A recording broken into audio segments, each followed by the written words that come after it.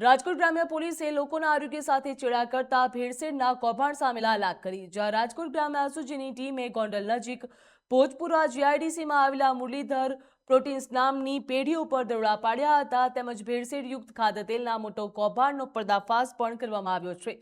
તપાસમાં સામે આવ્યું છે કે સસ્તું પામ ઓઇલ અને સોયાબીન તેલ મંગાવીને તેનો ખાસ પ્રકારના ઇન્સેન્સ ઉમેરીને તેને સિંગ તેલ, કપાસા તેલ અને સૂરજમુખી તેલ તરીકે ડબ્બામાં પેક કરી સમગ્ર રાજ્યમાં ડબ્બા વેચવામાં આવતા હતા અને પોલીસે સ્થળ ઉપર આશરે 3000 લીટર જેટલા તેલનો જથ્થો જપ્ત કર્યો છે। આ કૌભાંડમાં જયદેવ ડાંગર અને દિવેશભાઈ નામના બે ભાગીદારોની સંડોવણી પણ સામે આવી છે, જ્યાં પોલીસે એક ભાગીદારને રાઉન્ડ અપ કરી પૂછપરછ શરૂ કરી, જ્યારે બીજા ભાગીદારને હાજર કરવા તજવીજ પણ હાથ ધરવામાં આવી છે।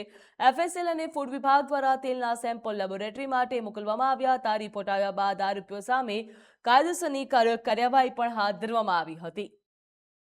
બેલસેલવાળા પદાર્થો ઉપર સખ્ત કાર્યવાહી કરવા માટે રાજકોટ રેન્જ શ્રી લલિતરાય સાહેબની સૂચના મુજબ રાજકોટ ગ્રામ્ય એસઓજી દ્વારા ગોંડલની નજીકમાં ભોજપુરા જીઆઈડીસીમાં આવતી મુરલીધર પ્રોટીન્સમાં આ કાર્યવાહી કરવામાં આવી, જેમાં જયદેવ ડાંગર એ દડવા ગોંડલનો છે અને દિવ્યેશભાઈ આ ગોંડલનો છે। એ બે પાર્ટનર્સ છે એના, અને એ લોકો પામ ઓઇલ કે સોયા ઓઇલ બહારથી મંગાવતા હતા। અહીંયા ઇસેન્સ નાખીને એનાથી સૂરજમુખીનો, મગફળીનો અને કપાસનો તેલ તૈયાર કરીને અને પૂરા રાજ્યમાં મોકલતા હતા।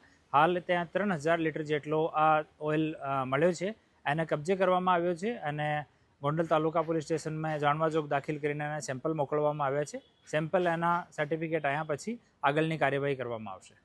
હાલ પૂછપરછ ચાલુ છે। આમાંથી એક પાર્ટનર પોલીસ પાસે છે, પૂછપરછ થઈ રહી છે, બીજો પાર્ટનર છે એને બોલાવવાની કાર્યવાહી ચાલુ છે અને આનો સોર્સ ક્યાં છે, આના ડેસ્ટિનેશન ક્યાં ક્યાં હતા, કેટલા સમયથી એ લોકો કામ કરતા હતા, તમામ વસ્તુ વિષયમાં હાલ કાર્યવાહી ચાલુ છે।